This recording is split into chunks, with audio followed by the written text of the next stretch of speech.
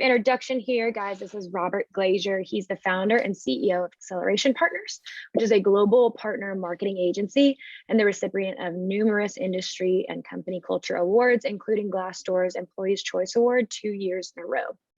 Bob has led this award-winning company as a 100% remote organization for 14 years. More on that later.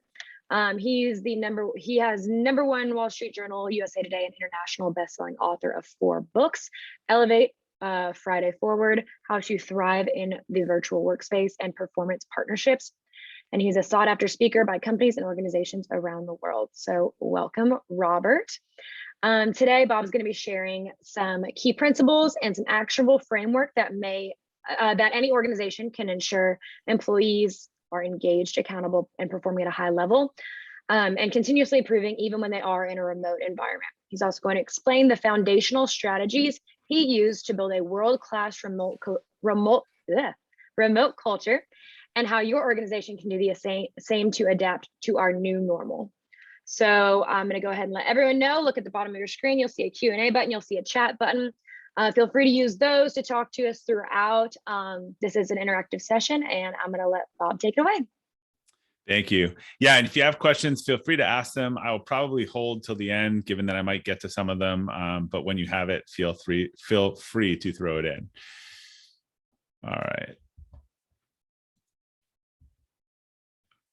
So we survived 2020, and for a lot of companies, I think it actually went better than expected, much better for many of them. They transitioned to remote work without much preparation, experience, and under pretty stressful and non-ideal conditions. And not only did some companies survive under that, they actually thrived, and it made them reconsider a lot of their pre-existing thoughts about what remote work might look like for their company.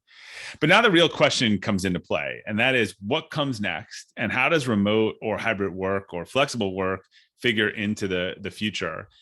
And while businesses can choose from a variety of different options, as we'll talk about, I just don't think there's a going back to 2019. A lot of the changes and trends that happened over the last 2 years were kind of already underway before the pandemic. I think the pandemic probably just advanced them maybe 5 to 7 years. And I think all companies need to decide their operating model and how and if remote work is going to fit into their workplaces. I can tell you from our company's experience, remote work can be highly effective, particularly during non-pandemic times.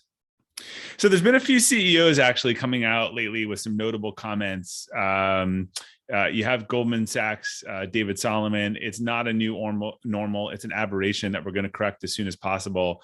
I'll point out that this quote was 2 weeks before Goldman Sachs announced record revenue and profitability for the quarter, with everyone working from home.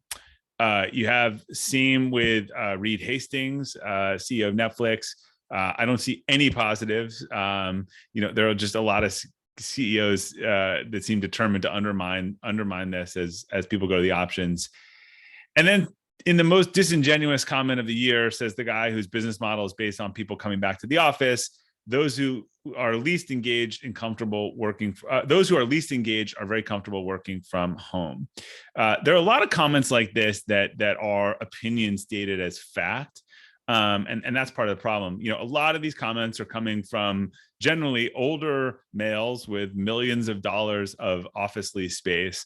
And really what it reminds me of are the comments from CEOs in sort of 1998 when I graduated, when the digital revolution was taking hold, kind of bragging that they didn't even know how to check their own email and never looked at it. Well, most of them were gone in a few years, and not being able to use your email kind of became a disqualifying function of a CEO pretty quickly.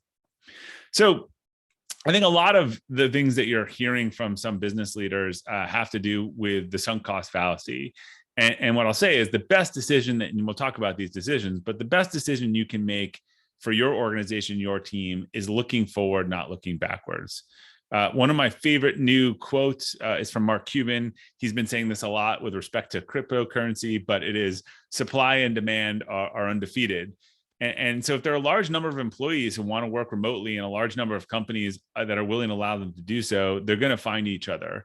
And I guess the question is, are companies willing to lose top talent or go after a dwindling pool of demand by forcing people to return to the office full time after showing that work can get done outside the office. So I actually surveyed almost 2,000 of my readers who work remotely in 2020. And I should say that more than half them had worked fully in an office pre-pandemic. And here's the reality. The vast majority of employees don't want to return to the office full time. They want some flexibility in their work. They think they've earned that and shown that they deserve that, and that they, are able to excel working from home.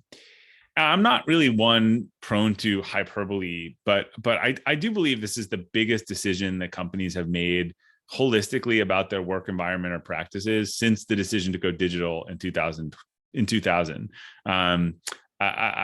This is definitely sort of a bet the organization strategy, and I think how organizations handle this will impact their businesses for years to come. Our journey to remote work started it started really at the beginning, but I think it formulated in around 2011. We had a team of about 7, $1 million in revenue, and we were trying to solve a problem. And that problem was, we are a high-end affiliate management company. We help companies like Uber and Airbnb and Target and Adidas build affiliate and partner programs. And we needed experienced talent. We were winning, Fortune 500 business, and the talent wasn't in one place. It was all over the place. So we just decided we would hire people wherever they were as a temporary measure.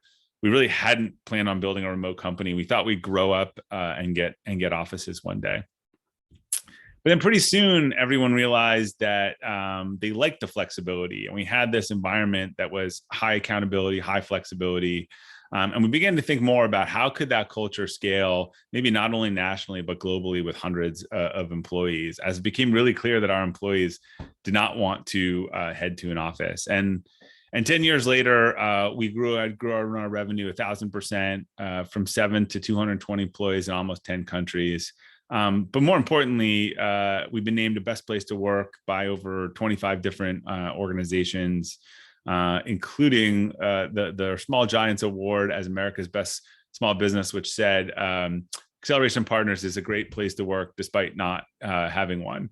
And these are all awards where we're competing at the time against companies that were fully in the office. So I thought it'd be helpful to talk a little bit about the playbook on what we learned in that decade of working remotely, and then particularly some things that we've learned in the pandemic. And this really kind of breaks down to 3 buckets, like what employees need to work kind of remotely and virtually, the keys to remote leadership, and then considerations for the go forward strategy. So what do remote employees need? I think they need 3 core things to be successful. They need a good setup. They need good tactics, like to structure their workday, have kind of good separation. And then they need some way to have positive work-life integration to avoid burning out. And that starts with just getting set up correctly. So, sorry, got a little flip there. Working from home is much easier when you have the right equipment and you're set up to be professional and comfortable. This can include things like a standing desk, a good camera, a second monitor. Also shouldn't include basic thing like effective internet. If you're on video calls all day, if you're using cloud, if you have teenagers in the house, the standard internet that you got in your package may not be enough. You really don't want to be a distraction. You want to make positive first impression, particularly, if you're in a role that is externally facing an executive role, a sales role, a business development role. And for a lot of people, like this is kind of what my setup looks like now. Well, the Ring camera is not that big. Things like a $70 clip-on camera, a dedicated microphone. I'd strongly consider, for those that like virtual backgrounds, it's really distracting if I'm giving a presentation or, I'm pitching a big, multi-million-dollar sales thing and my hands are disappearing and my head's disappearing. I mean, virtual backgrounds are great, but they have a problem. So you can just buy these pop-up green screens on Amazon, and that's reality, and that's not reality. So we'll show you what they look like. So this is like $200 worth of equipment, but just again, particularly in an executive role or someone who presents, you don't want to be at your kitchen table in the dark, where people not being able to hear you, with there being lag on your internet and cats running around behind you. The number one most important thing that we have seen over the years is the need for employees to establish boundaries between personal and professional life. I think before COVID, there was maybe the implication that people working from home were just slacking off and doing personal things. I think what we've seen in the last year is that employees who work remotely, for the first time, ended up working too much and not too little. And they just had a hard time knowing when to turn it off, since their work and their life was in the same space. We've always really focused with potential new employees on having a physical space where they can delineate their workspace from their life space. I mean, ideally, it's a room in your house with a closed door, but during the last year where people weren't prepared, didn't have a choice, just picking like a section of the apartment or even a spot at the table if it's one room. It's kind of this Clark Kent Superman thing. You need these separate identities. This needs to be your workspace and sort of mindset, and then your home space mindset. It's really tough to detach from work if it's the same place that you spend your free time. And if you're bringing your laptop to the breakfast table and into bed at night and just not finding a way to turn off work.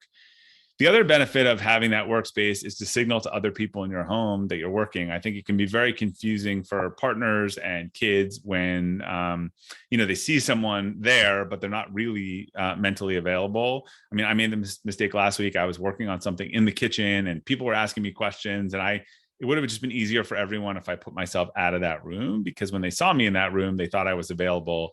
I was there physically, but I was not there mentally. And look, this setup takes investment. So companies should invest in getting employees set up properly, particularly, if you've ditched the office and saved a lot of money. Think about what a program is. We have sort of an expense program that lets people, there's minimum equipment that they need, and then it lets them invest in the things that they want with a little element of a copay, because I always think that, people otherwise may buy things that they don't even really want or need. But we give people the flexibility to set up their environment how they think it'll work best for them. And look, having a structured schedule is really important. When you go into the office, there's social signals that help you break up your day. Those don't really exist at home. If you just kind of get out of bed and don't get dressed and walk into 4 hours of work, and then you're looking up and you miss lunch, and it really kind of throws off your day. So I'd be very specific, and ideally the more routine as possible around when are you getting up, when are you working out, when do you have project work, when are you taking a break. If you can synchronize your project work with other people on your team, like we have this thing called GSD time, get stuff done, I guess is the PG version, but we'll try to sync that up. So 5 of us that's our quiet kind of cognitive work time. And if we're all doing that at the same time, then we're not bugging each other during the process. And I'd encourage you to sort of adapt the principle of high intense interval training, right? Which is you need kind of to go in spurts and then take breaks. If you run all day, you'll just burn yourself out. If you pull yourself into a 4-hour thing without a break, you're probably going to do the same. So, this goes into the day design. Like if I'm editing something really cognitively draining, like editing a book for 2 hours, then I might want to sort of plan a little rest or a walk after that and just put that variability into my day. When you're working remotely too, email and virtual messages like Slack are just much more frequent. And most of us have seen the stats, constantly checking your inbox is going to eat into your productivity. I think it's something like, but when you get distracted, it's about 17 minutes to get your focus back to where you were. So for most people, it really can be better. This is where that GSD comes into play, but it can be better to designate certain times a day for replying to email and messages. Giving yourself that time for uninterrupted work. Either just turn it off, or if you're not that disciplined, if it's Slack, you can set away notifications. I also use this tool called SaneBox. It's really been life-changing. It takes all the email that you don't need to read and puts it in a folder you can read a couple times a day, and then gets smarter about what should be in that folder. So worst case, it gets something wrong, you don't see it for a few hours, but it keeps all this email out of your peripheral vision. And if I pick up my cell phone and I'm out and I look, it might look like I have 1 or 2 messages, and then I'm not like overwhelmed and jumping into my email. If I see that I have 26 messages, I might be doing that. So really important is a couple of best practices. One, I'll just sort of cell phone hygiene. I would strongly recommend, leaving your phone out of your room, downstairs if possible, on 2 levels at night. Really not bring it into your room. If you roll out of bed, pull your cell phone off your night table, and start reading work emails, it is like you were pulled into the office in your pajamas. Like most of us that don't work in emergency management services, no one died overnight, nothing was fatal, but you see something at 10 o'clock at night in the morning, or 6 o'clock, 10 o'clock at night or 6 o'clock the next morning, it just totally takes over and hijacks your mind, and you get totally distracted. So set aside the time in the morning, leave the computer closed, leave the phone downstairs, read the paper, write in a journal, go for a walk, have your coffee, like have your proactive morning routine before you sort of open up work and bring it into your home. Similarly, while a lot of people aren't missing their actual commute, I think they are missing an element of what the commute provided. And that's this important decompression time. I think there's really a need to replace that. I realized this years ago. It would be 6 o'clock at night. I'd be getting off 5 Zoom calls. I'd go to a table with 3 kids that were all yelling. And I just was like overwhelmed. And I had to learn to like stop at 5:30 if dinner was at 6. Take the dog for a walk, do some exercise, listen to a book, maybe meditate, just something to actually have that transition into then ready to be home. Again, this notion of sort of personas is backed by a lot of psychology and science, and it's real. I was talking to someone on my team last week, and I was joking with her. We were on a video call, and she's all dressed up. I said, "Oh, do you have an interview today?" And she said, "No, I do this every day. I get showered, I get dressed, and at 5 o'clock, I go get out of my work clothes. I put on other clothes, and that signals to my kids that I am home." And that, again, I think a positive thing for her to do, really helps make it clear of those two worlds. Also really important to make time for self-care. I think sacrificing health and well-being to put in a few extra hours just catches up with us in the long run. And if we ignore our health, we're going to diminish performance at work in the long run. So, one of the things that we did was, this was modeled after a nonprofit event that we were part of, but we created a wellness competition. So we broke people into teams of 5. The winning team, I think, got some Apple Watches, and for a month, if anyone on the team did a half an hour of something that day, it could have been exercise, it could have been yoga, it could have been meditation. It just had to be something that was wellness oriented. And I think we can all agree that like wellness is a good goal. We don't want to force people's definition of wellness. And then we had a spreadsheet, and people logged it in, and teams competed, and there was a ton of trash talking about wellness. And it was, look, I didn't miss a single day, and people didn't want to let their teams down. So it was a really fun way for everyone to sort of focus on that and show as a company that we thought that those things were important for people to focus on. So now let's switch to the keys to remote leadership. And there are a couple of things that leaders need to do, I think, to set an effective culture. That starts with hiring and onboarding the right people, kind of rethinking their meeting strategy, and then this shift to managing to outcomes. So let's start with hiring the right people. So not everyone excels working remotely, and not everyone's going to excel in your business's version of remote or hybrid work. Most people we found can make the transition. I think the one person that we've seen historically that doesn't is what I would call the social butterfly. So this is the raging extrovert. Not that we're a company of introverts. This is the raging extrovert who just needs to be around people all day and gets their energy around people all day. Working remotely wouldn't even be in the top 20 of benefits of what they would be looking for. And it's very hard, I think, to put those folks in a situation where they're in an energy sapping situation. Similarly, as if you took someone who was really, really introverted and like low stimulation environments and made them like work on a stage all day, they're just not going to be happy. So, the way you need to do this is to build a hiring system to find the right people repeatedly. If you haven't read Jeff Smart's book, Who, I think that it is really a roadmap for any organizations to do this. One of the things that we do, and I talk about this in more detail in the book and the course, but we're looking for characteristics and traits of people who will excel in a flexible work environment, because it's not everyone. And there's some specific characteristics of people who work well in that environment, and we align those to our values a little bit. But then there are also sort of qualities or things around where they are life stage or thing that they're looking for that would make them a good fit for remote work. Because if you find the wrong person or the wrong person for your environment, it's just not going to work. And in a remote or hybrid, onboarding is crucial. I actually think that most companies have pretty crappy onboarding programs. They just get away with it because they're all in the office. When I was 22, I remember I started my first job. I got the, oh, you're starting today? Get him a computer and have him go shadow Winifred. Yeah, shadow Winifred. Now, Winifred is great and we became good friends, but that is not a good onboarding program. I mean, world-class companies who have onboarding, you get to the office and you don't even hit your desk for 3 weeks. You're shadowed to this department, you go to client service, you're seeing this, and then you come back. And I've always felt that we had a world-class onboarding program because we have to. So we have someone that handles onboarding and training. The entire first 2 to 3 weeks are scripted out. So when they're in live meetings, when they're shadowing, when they're doing video training, like everything is scripted out, and all the while people are reaching out, checking in with them, introducing themselves. Like there's also a lot of data around, what starts well tends to go better. It doesn't always end well. I'll say it goes better. And so having everyone like start positively and have a positive first experience gets you into more of a positive flywheel than a negative flywheel. So I know Petra coaches, and there's a lot of focus on meetings. I'll add my 2 cents to this, which is, I've seen a lot of companies kind of moving their whole regular meeting structure to online. And the analogy I'd say here is when you move out of your house, you tend to like look around and realize that there are many objects or furniture that you just don't want anymore and haven't used in years. And there's usually an argument about throwing these things out or boxing them out.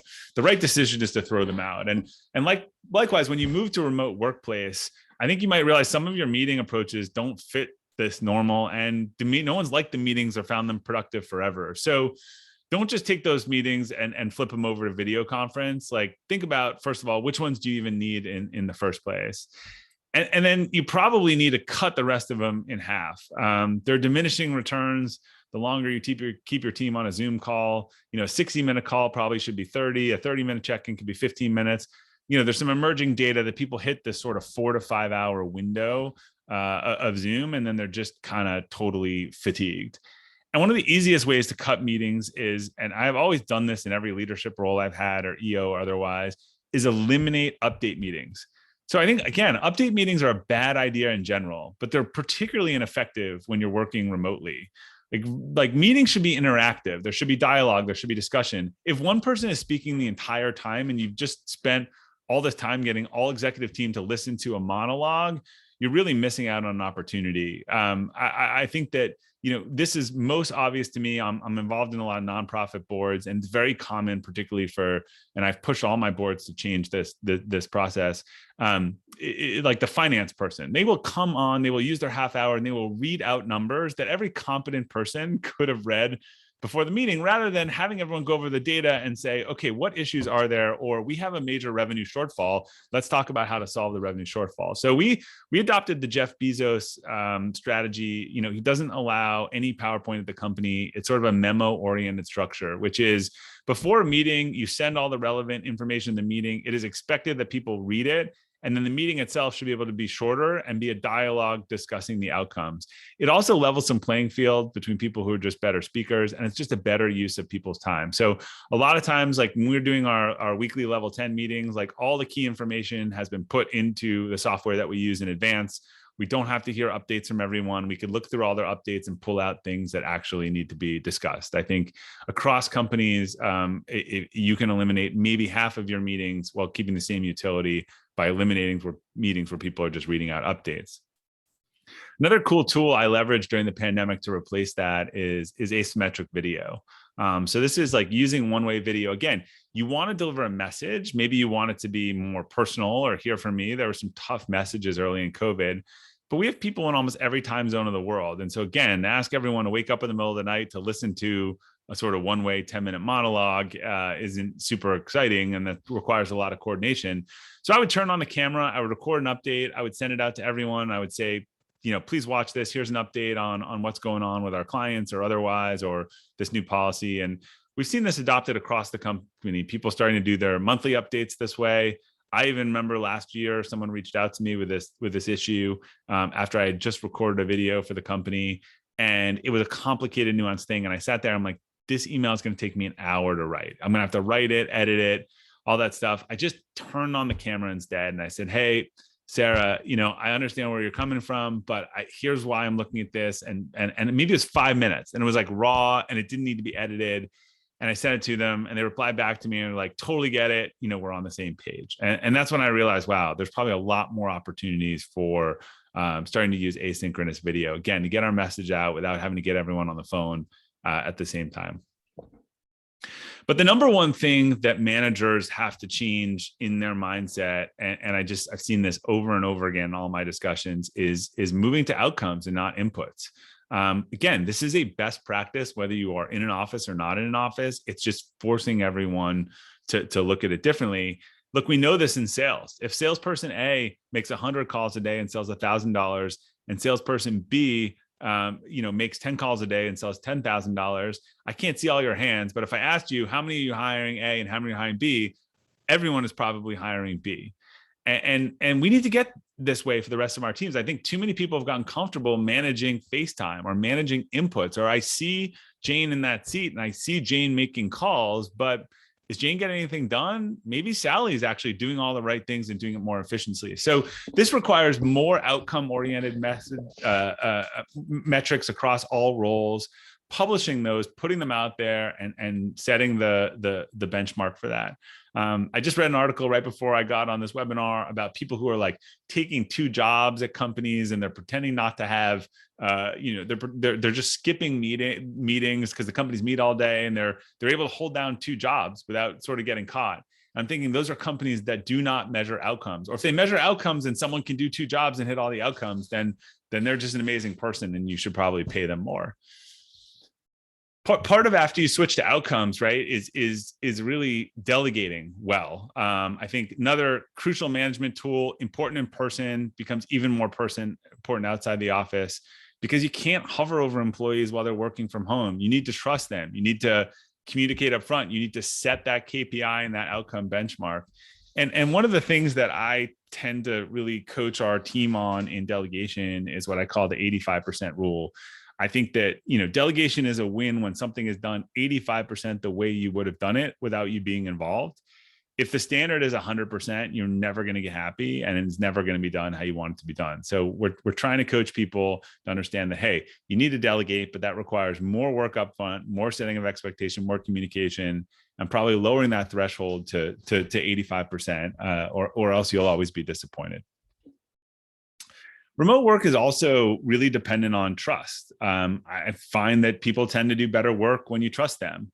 And so that starts by not assuming that a direct report isn't holding up their end of the bargain. I think you should trust them until they give you a reason not to.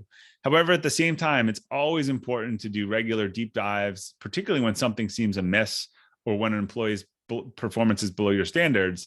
To that point before about the salesperson, if they're not selling really well, then I might look in there and say, well, you're just not making enough calls to sell well. I focus on the outcome. And if the outcome breaks down, then you can look into the input. So really it's this sort of system of trust, but verify. I think, look, that's why we have auditors. Things aren't always what people say or what they seem, but the balance of giving them trust, but then, them understanding that trust, once broken, is hard to repair, I think is a better way to set the culture than by starting out not trusting them.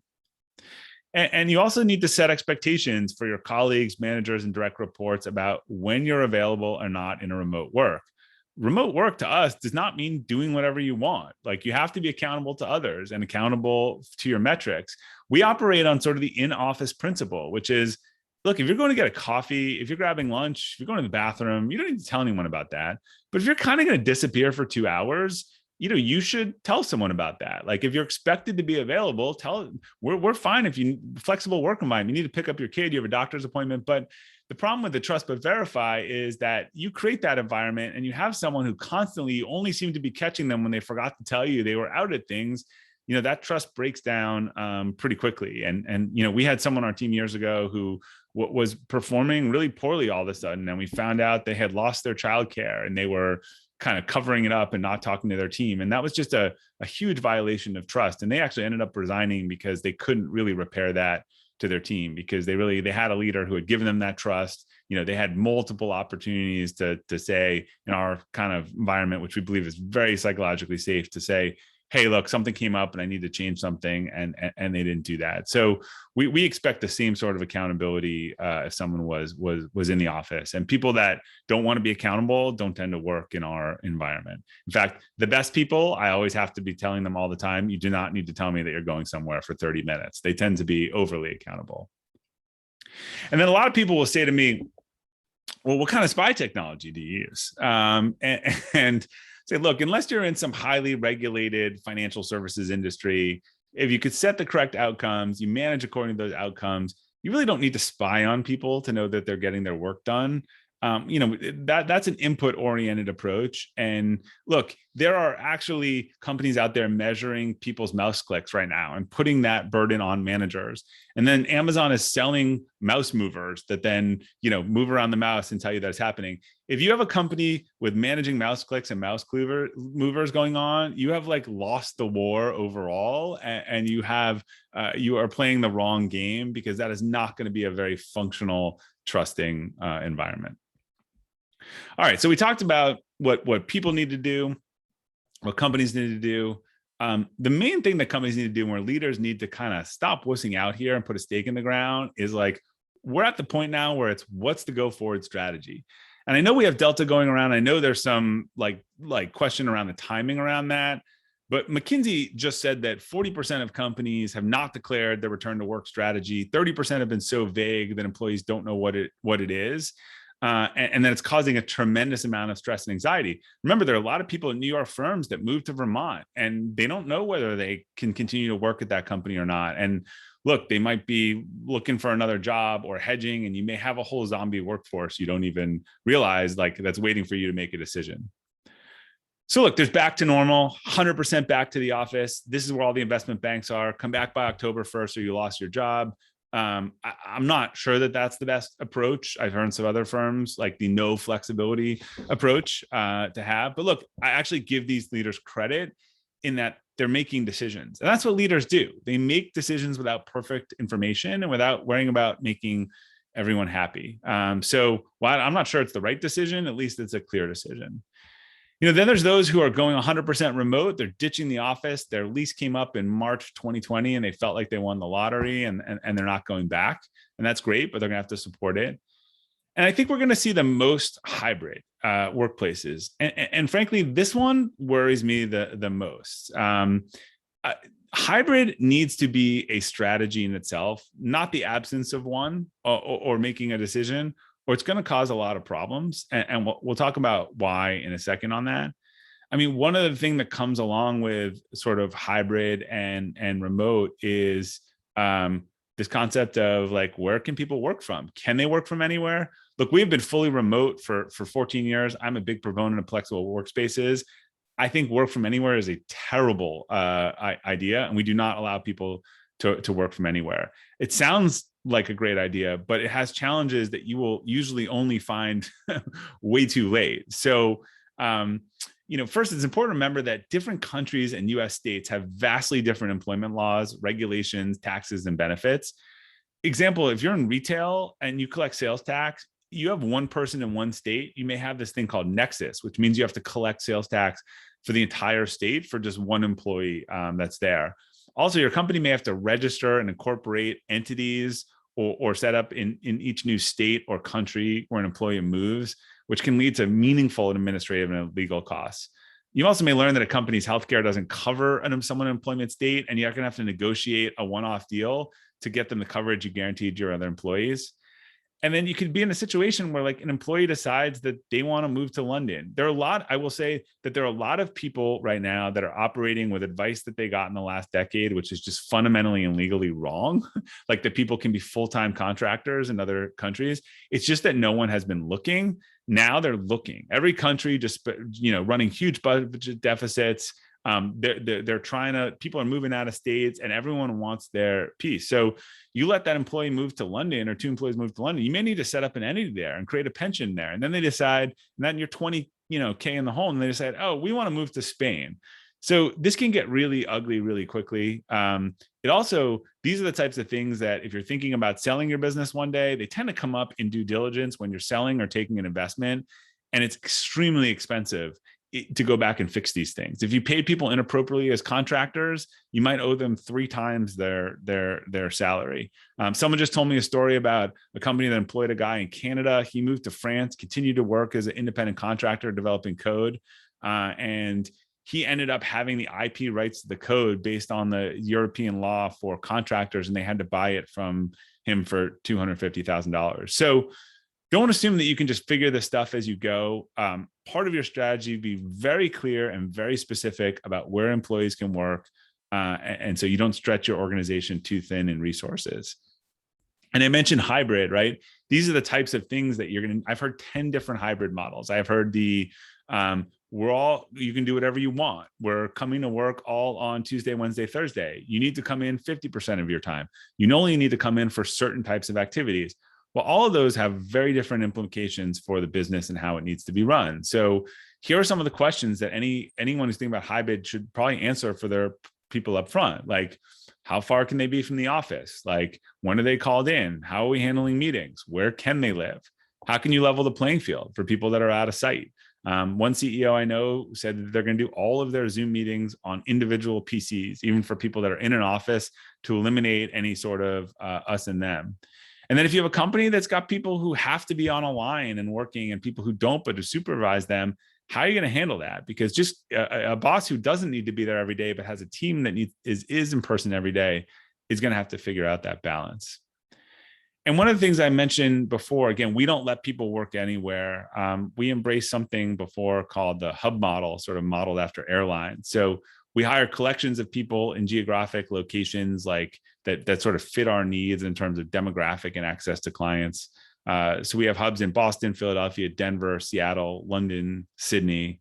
And this all actually allows a lot of in-person collaboration, team building, in-person interviewing, and also for us to go and meet with those hubs as an executive team. We do that twice a year. We're able to touch the entire company. And again, those are very specific regions that people can move in. They can't go vagabonding around the world without letting us know. They can't just switch their locations, because there are real implications for HR and legal and admin that you need to kind of know where your employees are and how they're working and classify them properly. So, if I think about where we've been on this, there's been a path for the last several decades. But I think the expansion of remote work is going to change how people work and live. And for a while, people, when they were younger, they lived in a city, they worked in a city, then they thought about families and they moved out or wanted more space to the suburb, but they commuted back to the cities for those jobs. I think as people are age and they're more interested in suburban life, remote work is going to become more popular. 55% of people recently said in an Upwork survey they wanted to relocate over 2 hours away or more from their current location. So I think that bridge between the suburb and the city is closing. I think that people want to be and live in a city will choose that. I think people that want to be and live in a suburb will do that. And I think companies that aren't prepared to offer remote work might be caught flat-footed in a changing world, since a lot of those people are the sort of late 30-year-olds, 40-year-olds, early 50-year-olds that make in the suburbs that make up a lot of their senior ranks. And if they're looking for flexibility and you're not going to provide it, in a workforce that's getting down to 3% unemployment, certainly feels like that's going to be a disadvantage. So I've always believed in just being transparent about who you are and what you value as an employer. We hire 1.6% of the people that apply for jobs at our company. Our core values and how we work is a very distinct value proposition that appeals to a certain set of people. So our core values are own it, embrace relationships, excel and improve. We're a remote work company. We are a client service organization, and we are fast paced. And while we've had a lot of great reviews on Glassdoor, I like to say, we also have people seem trying to chase away the wrong people in terms of, again, we're flying our flag on who we are. So these are actually comments from 4- and 5-star reviews. Working from home is amazing, but don't assume it's a cushy job. You really need to be self-motivated to work in a company. It's an agency. It's fast-paced. It's a fast-paced environment with a lot of work. So we're not trying to hide that from anyone. So a few key takeaways, and then happy to move on to questions. The first is, we're not going back to 2019. I think that if you're waiting around for that and go back to normal, you might have let 5 to 10 years in your business pass you by. The smartest clients I'm seeing are they're saying, wow, what does what is changing and what do these changes allow us to do? They're thinking about how could they hire globally if they can't get the development talent, in California. Now, should they look globally? Should they look in Buenos Aires for a design team? Again, looking forward, not backwards. Leaders, like, it's time to pick a strategy and tell your people about it and stop hedging, because you're not going to appeal to everyone. And, I think pretending to appeal to everyone is just going to end up upsetting more people. So it's time to put that stake in the ground and begin to support that strategy. And the people that aren't on board, they will leave, and you will get a whole bunch of people who aren't interested in their company's new strategy, and will come in, and you'll have the right people on your team. And look, that might be 20 or 30% of the people. And I think that's a lot of what we're seeing in the Great Resignation, is everyone moving around and trying to find the new fit. Well, make them clear what kind of fit you're looking for and who you're looking for. And then lastly, as I said, I think hybrid needs to be a strategy in itself, not the absence of one. I see a lot of people defaulting to that because it's easy, but not backing that up with the policies and the procedures and the clarity that they're going to need to be successful with that. So thank you very much. If you have any questions, I provided my email here. You can reach out.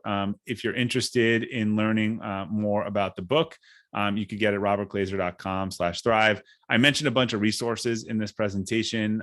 They're all linked at www.robertglazer.com/virtual, along with a whole sort of stack of tech and things that we used and talked about more in the book on hybrid. And if you're not a book fan, we've taken most of the content in the book and turned it into an hour course going into a lot more depth on some of the issues that we've talked here. That if you use code Petra, you can get that. It's at remote-course.com, down from $79 to $240. So I see a couple questions in there, and I see. Yeah, let's go ahead and check out some of these questions. Yeah. The first one we have is, how does your onboarding and training team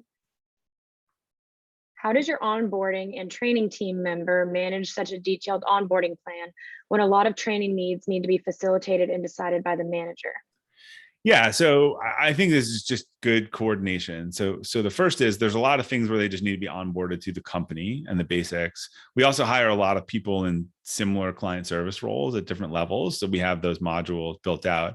But it would be a discussion between the hiring manager and the training team on, okay, well, Sally is starting. What does Sally need? Do we have all the content for Sally? Or if we only hire that position once every 5 years, how do we build out a plan for her? And again, if it is shadowing, or it is learning, or it is being on calls, just scheduling all those, queuing all of those up, and making those happen to remove the friction. Again, it's almost like just a customer service orientation, rather than having to fight and figure out all this stuff for yourself. It's all lined up and organized, ready when they come in.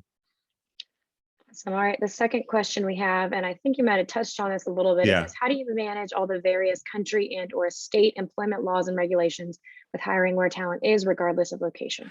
Yeah, so we manage this by being explicit. You can work here, here, and here, and we're hiring you to work here, and we need to know that you work here. So we do not leave that open. Again, I could list all of these horror stories of, they're all 5 years later. They're all 5 years later when the business is going to sell, or in the middle of a transaction, or trying to go public, and has to undo all of this stuff because it all comes up in due diligence. So we picked our strategy. We decide on the areas. We legally have entities, or we work with something called a PEO, or which is there's two terms. There's a PEO in the US, or employers of record, which are companies that actually set up in all of these states and sort of co-employ the person so that they are actually properly registered. And while it's a high on a per person basis, it makes it's much easier to get into an area without taking any of those risks. So we have all those sort of resources engaged and are very specific. And again, you can't just move. You got to ask if you can move and tell us. Although we have that sort of flexibility, we need to know those things, because we have to have you recorded in the right place and be paying the right taxes and all that stuff.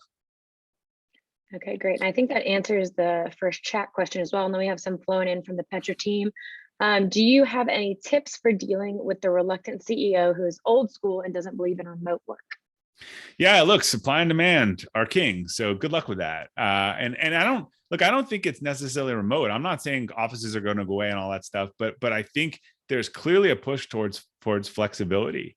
And you got to just ask yourself why. Like, why do you believe in that? Like, particularly if it was disproven, is it just a control thing?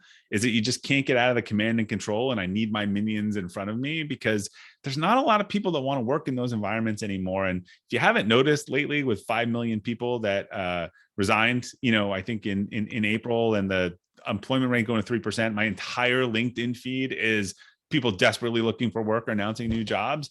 Talent has a lot of options. So if you want to restrict those options, then like good luck with that. I don't think it's a great strategy. All right. Can you tell us about your communications protocol? What channels do you use for what? I think they'd be referring to like Slack, Zoom. Yeah, so Slack, Zoom is our sort of video platform. Slack has a lot of our like affinity groups and things that you need to know, and sort of internal administration. On that virtual thing, I have a list of the whole tech stack. We use Office 365. We use sort of a Gazelle EOS meeting structure every week, and then we do an all company. We have a rotating form of all company meeting every week, either an open town hall, a department shout out, and then we go through one of those every week. So we try to have just very consistent things at consistent intervals. Okay. The next question says, do you have a preferred platform or recommendation for virtual onboarding? Yeah, I don't actually know that there's a specific platform. Like, I think it's just Excel or organization. The things that are used under that would be a learning management system and things that are on the virtual resources page. We have one called Guru, and then we have another, I forget what our learning management system, where you can put courses and videos and tests and get people certified and all that stuff. So there probably is software. Maybe someone should make software for the whole onboarding thing, but it's more of someone pulling all the pieces together and then sort of helping to layer out and calendar it. We might use something. I'm just not in those details to know that. Okay, we got 2 more here. How much is this remote push like the open floor plan versus closed offices push a few years ago? I see that in most cases, making people happy is very hard, and creating a remote or virtual team may be a temporary fix or band-aid till there's the next thing, or the team just gets tired of being virtual. Thoughts? Yeah, so that's a great question. And I think the virtual thing, look, first of all, the whole open office environment was I don't think employees, the right part of the open office environment is you shouldn't have executives locked in stuffy oak corner offices, like more glass, more openness otherwise. However, it was really pushed by all these design thought leaders and everyone, and it's been thoroughly debunked. Like, it was not productive. People were distracted an hour and a half a day. They had no privacy. They were wearing noise canceling headphones because people are bothering them all day. So while there were aspects of that, so the premise of that as a more productive tool was as I think has been statistically debunked at this point. I think there is some, it was nice. If anyone liked remote work over the last year, it was the worst time ever to work remotely. You were locked in your house. You couldn't go to the restaurant. Your kids are in preschool behind you. I think there's a movement towards more work-life integration and flexibility and if you haven't seen that, and this is the gig economy and all the, hey, you don't like your job, I'll just go work for myself, or I'll take 3 jobs or 2 jobs. So that part of it, I don't think is a fad. I do think people want to see each other. I do think they want to get together. So our teams get together a lot. We do an annual event. We just got together for the first time in 18 months, and people really missed seeing each other. So there's elements to all of this, but look, as more things go digital, as more people are flexible, as location matters less, I just don't think it's an overall trend that's going to go away. But again, I'm not someone advocating, all offices are going away, we're blowing up, the whole world's going to be remote. Like, I don't think that is the case either. But I think companies that are inflexible, even. And the other thing I'll say is, but when people went remotely, they were equally or more productive. So the data actually for a lot of companies, even though they missed some of their colleagues socially, was that they were getting it done in some cases, and they were getting it done better. So I think it questions some of those assumptions. But I don't think there's going to be a huge demand for rigidity. I think the command and control era of business is already over. Most people just haven't been given the update yet that it's over. Okay, great. How do you handle pushback from employees, upper level leadership, having had a hybrid model that isn't well defined or lacks strategy to a much more structured one? Do you offer flexibility?